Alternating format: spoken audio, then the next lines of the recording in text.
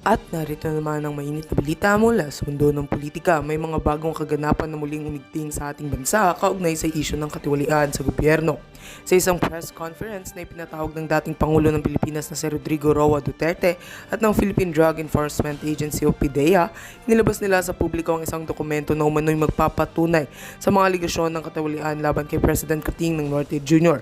Ano nga ba ang laman ng dokumentong ito at ano ang magiging epekto nito sa kasalukuyang administrasyon? Sa isang press briefing kanina, personal na nagbigay pahayag si President Rodrigo Duterte kasama ang mga opisyal ng PDEA. Hingil sa isang dokumento na umano'y magpapatunay sa pagkakasangkot ni Pangulong Marcos sa ilang iligal na transaksyon. Ayon kay Duterte, ang dokumento ay nakuha mula sa mga dating miyembro ng gobyerno at naglalaman ng mga patunay na magsisilbing batayan sa mga paratang ng katiwalian laban sa kasalukuyang Pangulo. Binanggit niya na ang mga detalye ng dokumento ay patuloy pang iimbestigahan ng mga otoridad upang matukoy ang buong lawak ng issue. Ayon naman kay PDEA Director General Wilkins Villanueva, may mga specific na pangalan ng mga opisyal at ilang grupo ng tao na tinutukoy sa dokumento na may kaugnayan sa mga iligal na operasyon ng droga at iba pang hiuri ng kriminalidad. Inamin niya na bagamat ito'y bahagi pa ng isang masusing investigasyon, malaki ang posibilidad na ang mga dokumentong ito ay magbibigay liwanag sa mga nakatagong katiwalian sa mataas na posisyon sa gobyerno. Sa ngayon, walang diretsang pahayag si Villanueva hinggil sa kung paano nasangkot si PBBM sa mga aligasyon. Sa kabilang banda, iginit ng ilang mga taga-suporta ni Pangulong Marcos na ang aligasyong ito ay isang malisosyong atake laban sa administrasyon. Ayon kay Atty. Vic Rodriguez, tagapagsalita ng Pangulo, ang mga akusasyon ay walang sapat na basihan at bahagi lamang ng isang propaganda laban kay President Marcos.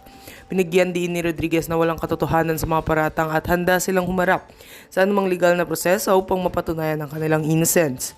Samantala, ilang eksperto sa larangan ng batas ang nagsabing kailangan pa ng masusing pagsusuri ang mga dokumento na inilabas ni Duterte at ng PDEA.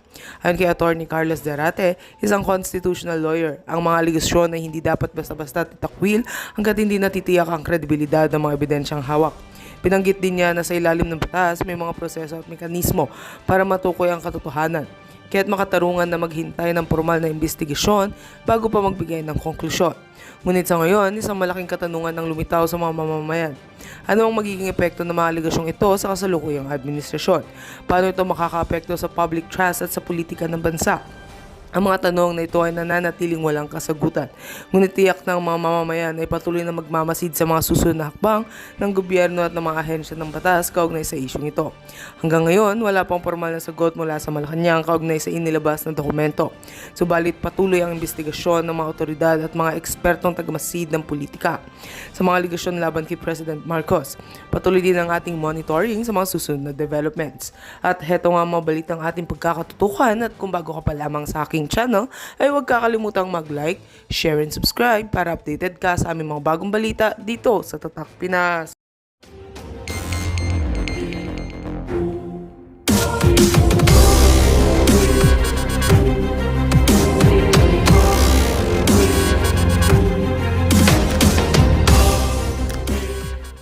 Kahapon, nakarating ba kay former President Duterte na binabanggit ang pangalan niya doon at mukhang nais siyang paimbitahan sa Senate investigation kaugnay sa PDEA leaks? At kung nakarating, ano naman kaya ang maaari niyang tugon?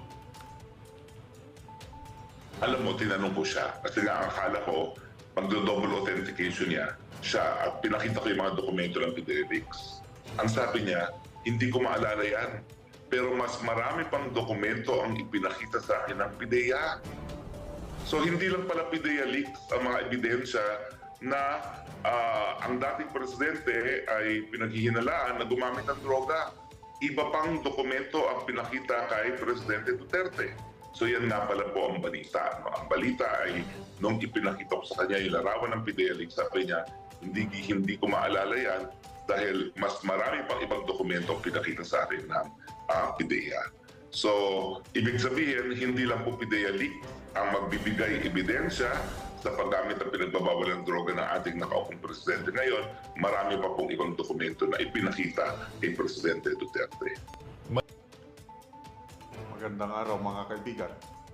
So, ayan po, napaka-shocking na balita. Hindi lang pala yung PDEA leaks, yung dalawang dokumento na nilabas ni Marlica, Authority to Operate at Pre-Operation Report, Caracuel, dalawa pa lang yan. Eh, sabi ni PRRD, marami pang dokumento sa PIDEA na ipinakita sa kanya na nag-uugnay sa Pangulo ngayon sa paggamit ng illegal na droga. Oh, so nasaan yung mga dokumento ngayon? Ilalabas din ba sa bukas makalawa? Ako, grabe. So, ano ang mangyari pag madagdagan pa yung dalawang dokumento na yan? Kasi pinakita kay PRRD, ibig sabihin, nandyan sa PIDEA. So ano ngayon? Sabi nila, nagsisinungaling na naman si PRRD. Tignan natin. Oh. Si PRRD ang unang nagsalita tungkol yan nung bago eleksyon. Noong May 2022, sabi niya, may kandidato yan, adik. Kahit hindi niya pinangalanan. O ngayon, lumabas na yung dalawang dokumento, yung PIDEA leaks. So sabi niya ngayon, marami pa pinakita sa kanya. So baka pag ilabas yan, nako, yan na, magkaalaman na. So, kabang-abang talaga ang mga pangyayari ngayon. Sige, pakinggan natin ang iba pang pahayag ni Atty. Roque sa interview ng SMNI sa kanya. May instance po ba na lumapit si Agent Morales, nagpaparamdam sa kampo ni former President Duterte para humingi ng proteksyon o tulong? Alam mo naman, attorney, buwis-buhay po yung ginagawa ni Agent Morales sa kanyang paglantad sa Senate investigation. Wala pong ganyang komunikasyon na nakakarating kay dating Pangulong Duterte. No? Bagamat hinahangaan po talaga natin si Morales, bagamat siya ay pilit na ginikisa ng mga senador na napatunayan nagkasala na sa panunuhol, no? Eh talagang nanindigan siya sa kanyang mga impormasyon. No? Sa tingin ko naman, kahit siya ay pilit na pinuli ng ilang mga senador kahapon, at yan naman talaga ang dapat itawag natin, pinuli siya, no? Yan po'y talagang abuso sa kapangyarihan, eh nanindigan siya sa katotohanan. At yan naman na ating sinasabi sa taong bayan, the truth shall set us free. Tignan niyo po si Agent Morales. Pilit na talagang dinidiin, hindi naman nila nadiin dahil ang kanya lang naman ay isiwalat ang katotohanan. No? So maraming salamat po kay Agent Morales. At least ngayon, alam na rin natin ang tunay na anyo ng ilang mga senador na ating hinalan sa Senado. Partner, attorney, isa rin sa mga binanggit ni former President Duterte yung paghanga niya sa ating AFP at PNP. At sabi niya, and I quote, alam mo yung mga militar, pati mga pulis, pag loko-loko ka dyan, iiwanan ka talaga. Magkukudita iyan na loko na, maka-Pilipino yan. Anong bilang dating tagapagsalita ni PRRD, ano bang ibig niya sabihin dito? Ano mo talagang pinangalagahan niya ang hukbong sandahan. Talaga namang kada may namamatay na sundalo, whether or not may kasamang media, yan ay pupunta.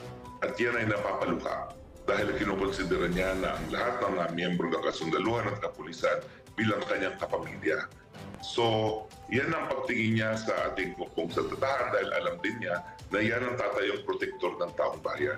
Kaya nga kahapon, tingin ko kaya nagkaroon ng kapayapaan at tingin ko pagkamat presidido ang mga namumuno dito sa Dumaguete na supili nitong pagtitipo nito, yung panawagan din nga ni dating Pangulong Duterte sa ating kapulisan at kasundaluhan na protektahan ng taong bayan ang siyang nanaig. Kaya gustuhin man nilang gamitin ang puwersa ng Estado para tuloy ang masupil itong pagtitipo nito ay hindi naman naguri. So kami naman kapag tumatawag ng pasasalamat ang ating presidente sa ating kasundaluhan at kapulisan, pumapalakpak at nagpapakita ng suporta sa ating kasundaluhan.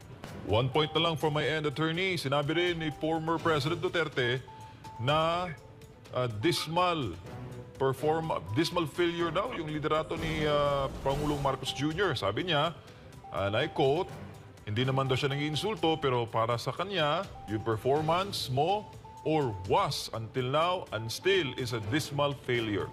Ano masasabi mo dyan, attorney? Hindi kasi makakalimutan ng taong bayan na ang tanging pangako ni Presidente ay dalawa lamang. yung pagkakaisa na nawala. Wala pang 2 taon ang kanyang administrasyon dahil binarak ang kanyang presidential insan na hinayaan naman yan, no? Na talagang magpatuloy. No? At saka yung 20 pesos kada kilo ng bigas. Alam mo yung mga kabataan, may napakagandang inaawit kahapon na tugmang-tugma para sa sayawan din. No? Nasaan ang 20 pesos kada kilo ng bigas? Naku, sana kung meron kayong tape niyan na pinerform kahapon yan, yung grupong yan, naku, lahat talaga ng kabataan nagsayawan doon sa, ayan, ang bugas na 20 pesos. Yan yung kinakanta nila. Napakaganda ng lyrics, napakaganda ng tugtugin at siyempre, lahat ng tayo sumasayaw habang nagpoprotesta at nagtatanong, nasaan ang pinangako mong 20 pesos kada kilo ng bigas? Kaya nakikita nyo, talagang wow, sa Ayawan Blues. Alam mo, pumayat ako kagabi kasi bukod doon sa marcha, abay, mga 45 minutes ako nagsasayaw dyan. Hanggang entablado, hindi ko napigilan, sumayaw na naman ako. Kaya talaga yung mga kasama ko, sabi nila, tatalian ka na namin para huwag ka na magsayaw. Sabi ko, huwag niyo akong supilin. Hindi po pwedeng supilin. Gaya rin ng panunupil ni Jade at saka ni MJ pag ako'y naghahanap ng kanilang Easy. Attorney, ito, yung sinasabi ng iba, hindi daw yan peace rally, kundi political rally. Ano bang mensahe mo sa kanila? Well, ang sigaw po talaga natin kapayapaan. Ayaw po natin ang gera. Kaya nga po ngayon talaga, na-refocus ang MAISO, pagkabat patuloy po ang pagtututol sa pag-amendya ng saligang batas sa mga pamamaraan na tingin namin ay binababoy ang ating demokrasya sa pamamagitan ng pagpili ng mga pirma. Na-refocus na po yan dahil malinaw po, lalong-lalo na dito sa Dumaguete, wala pong pagnanais na magkaroon ng gera ang mga Pilipino. At yan po ay patuloy natin ipararating hanggang marinig at maintindihan ng ating presidente. Attorney, may balita tayong natanggap na yung inflation rate nitong Abril abay bumilis pa sa 3.8%.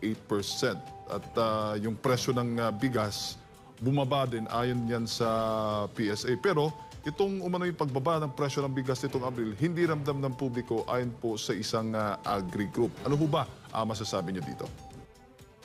Yung 3-point-something inflation, yan po ay bukod pa doon sa mga pagtaas ng presyo sa mga nakalipas na panahon. So ibig sabihin, patuloy pa rin po ang pagtaas ng presyo ng mga bilihin.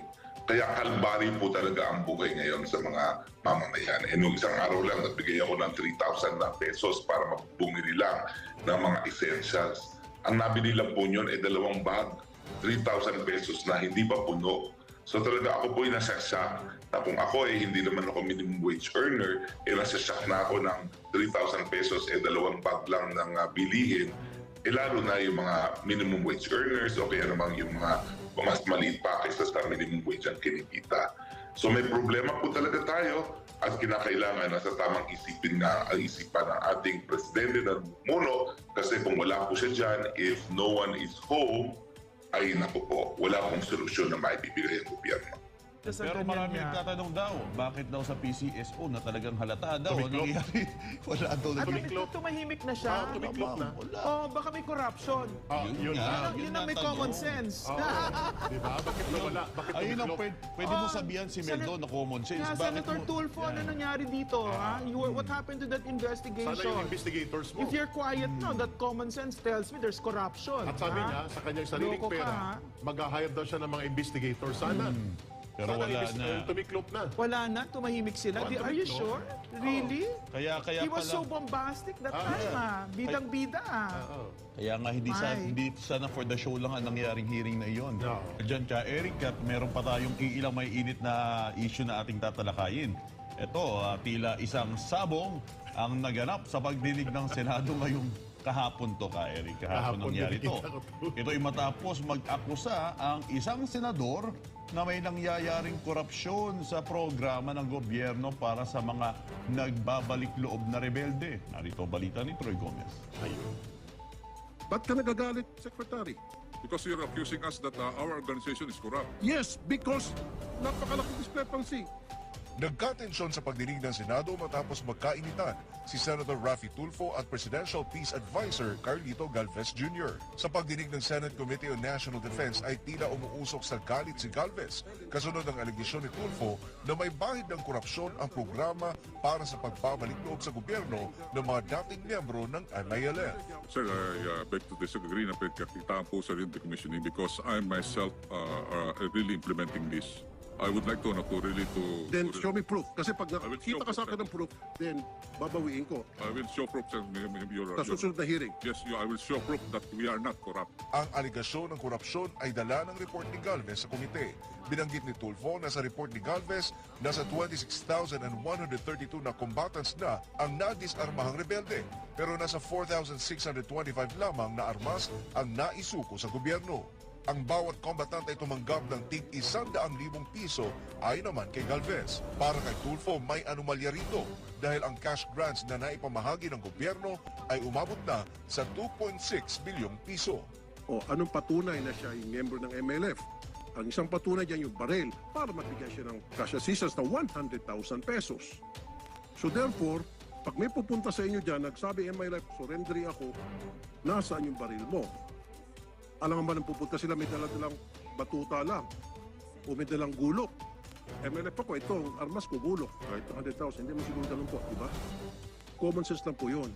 So malaking anomalya. Nang sinabi ni Galvez na hindi sila korap, ay nilinaw naman ng senador na hindi si Galvez ang kanyang tinutukoy, kundi ang mga tao na nasa kanyang organisasyon ang posibleng korap.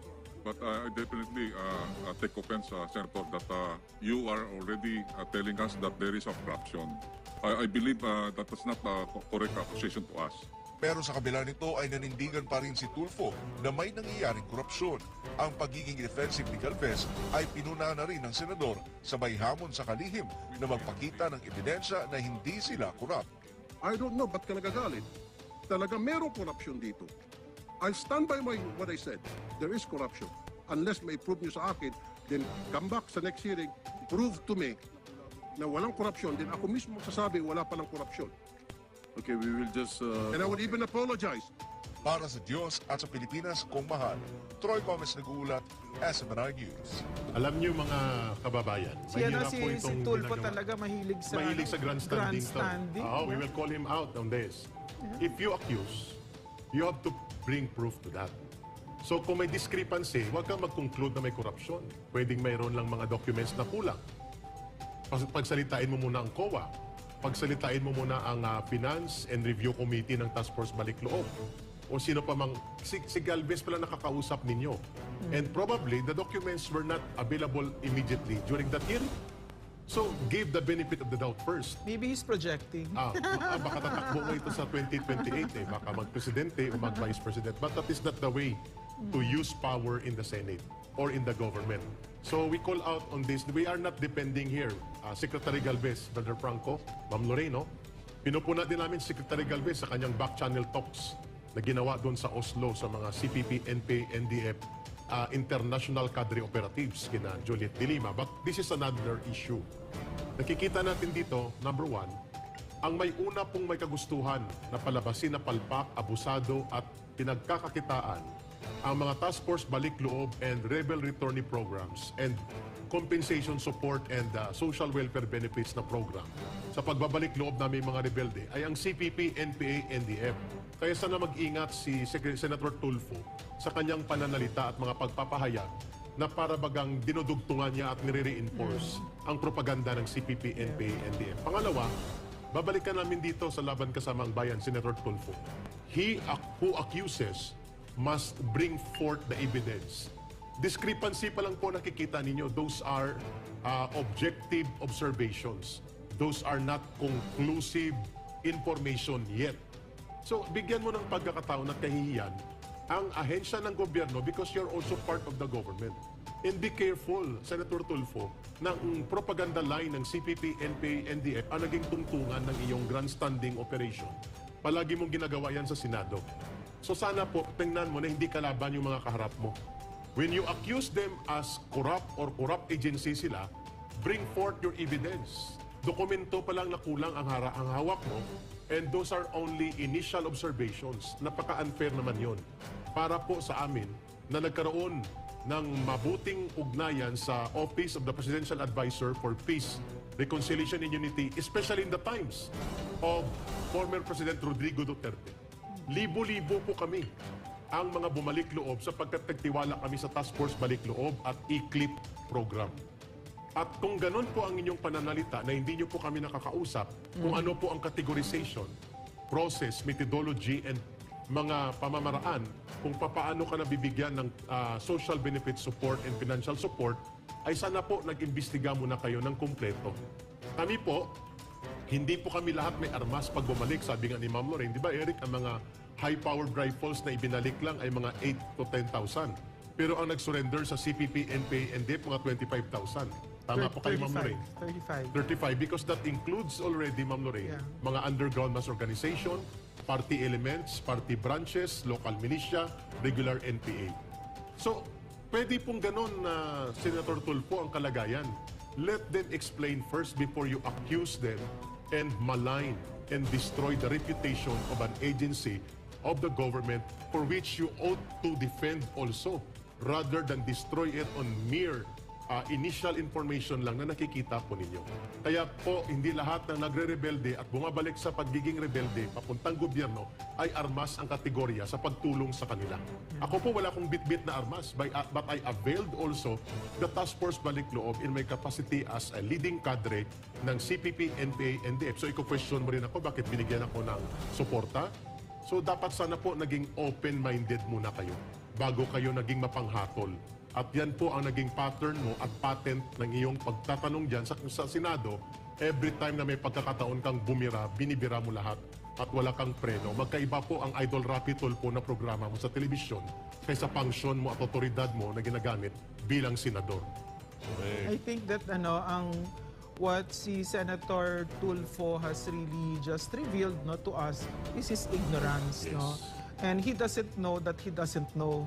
And he's very, very arrogant about it. No, na he said it's just common sense. No, it's not. It's not common sense kasi nga let's use 35,000 na surrenders pero yung barrel sa CPP ay mga 10,000 lang, 8 to 10,000 lang. No, so is that common sense? That it only shows that you don't know the whole story. There's so much that you don't know, and it's hard to admit this if your ego is as huge as Alimol. really huge as that Senate building, diba? So that's why you know what, humility talaga is so important in a leader, and it just looks really it's just so embarrassing to look at something like that. And of course I know the people there, no, a lot of them personally, and I respect them, no, despite our differences. They've paid their dues to our country. Nagsilbi ang mga yan. They don't deserve that kind of treatment. Well, anybody naman that sits there when you're invited in Congress deserves statesman-like behavior from our senators, no? At pero nga, kasi nga, itong si Senator Tulfo, I think he's still caught in that persona of being the Messiah and that sort of thing. Diba, that's his, I don't know him not too well, but the TV personality. that TV personality and the shortcuts, diba, that in my opinion is very dangerous because it dumps down an entire country, no, that branding of Erwin Tulfo, no. So konting respeto, and siguro as a senator, what we would expect from a senator is to have a deeper understanding of a problem if he is sincere in moving our country forward and making it what we've always wanted it to be, peaceful, where there's progress, diba? So wag agad-agad, but we're not saying naman na kung walang corruption wag hindi, observe it, but don't jump to conclusions. And don't be disrespectful there, no, na tumatalon ka dyan and you pretend like you know, but really it's really awful, it's cringe-worthy to see you say something like that and to pretend like you know when you don't know. And what's even worse nga, like I said, is you don't know that you don't know. Correct. Kaya importante talaga yung tamang pag-analyze mo sa mga bagay na iyong inaalam. Mahirap pag-analyze kung hindi mo alam, kung marami kang hindi alam, di ba? Haka-haka mo lang.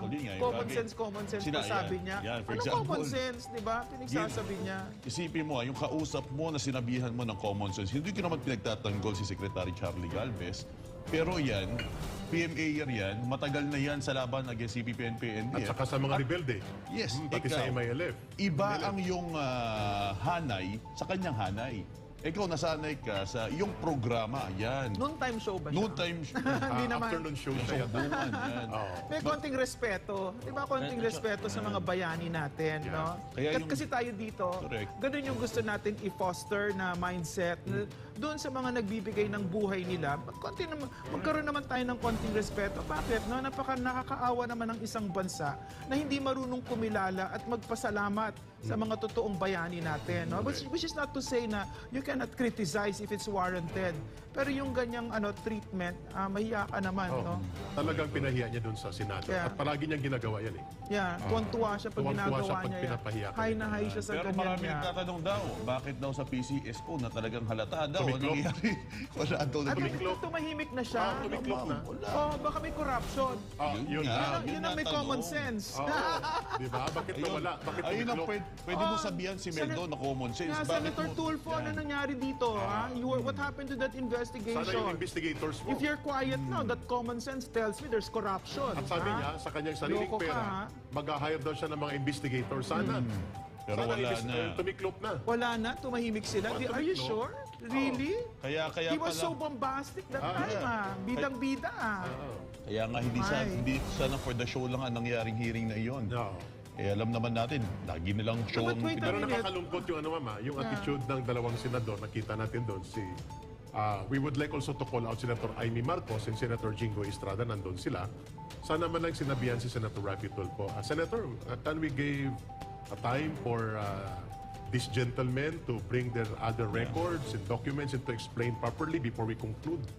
Sana ganun po din ang ginawa ni Senator Amy Marcos at ni Senator Jingo Estrada para ma-remind kung hindi mapapagsabihan itong si Raffy Tulfo. Senador na po kayo.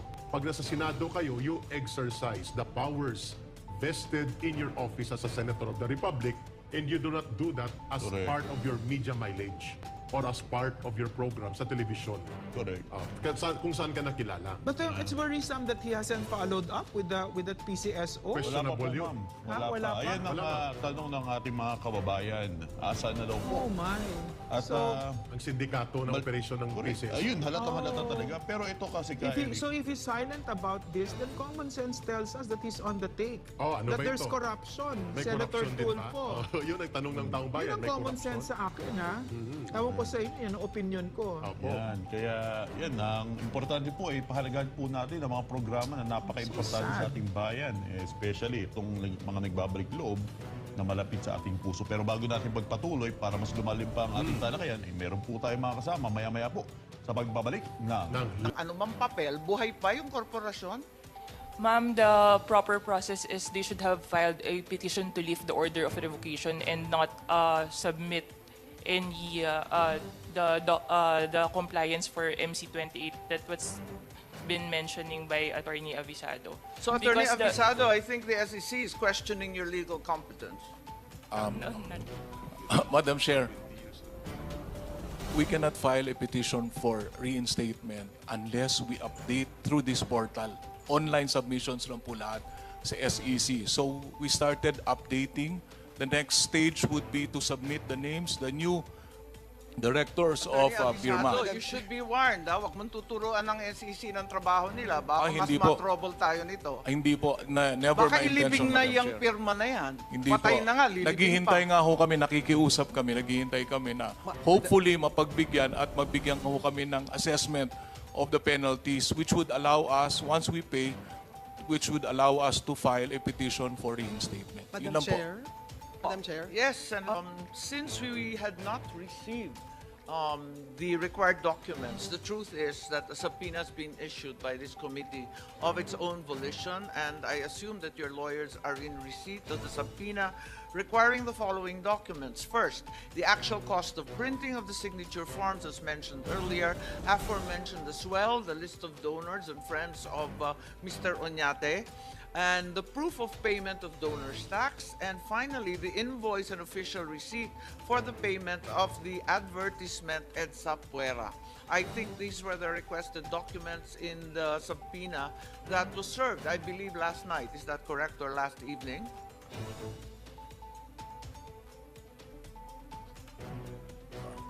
Actually, I first received an invitation. That's I right. first received an invitation, and then late last night I was informed by my lawyers that as an additional subpoena was also delivered to us, and I was just wondering how come there is a need for an additional subpoena when I was really gonna come here. There was no confirmation from yourself, Mr. Oñate, or from your lawyers about your presence here this morning. And given the lateness of the submission and the continued delay, we felt it was incumbent upon the committee to issue a subpoena. And I believe that another motion is actually on the floor at the moment from Senator Ontiveros, similarly ordering subpoena. Madam Chair, if I may. Madam Chair. Yes po, and I think you had representation as well who were warned on February 2 in Davao. I believe Attorney Ryan and someone else, if I'm not mistaken, were actually in Davao. And again, the chair, who is not famous for patience, was very, very patiently reminding you time and again to please submit the requested documents. Yes, Madam Chair. We Attorney confirm. Alex, please. Thank you, Madam Chair. We confirmed receipt of the subpoena duces tecum last night at around 7:30 p.m. And we filed our compliance this morning, Your Honors. And in our compliance, it Are you requires... telling us that we're in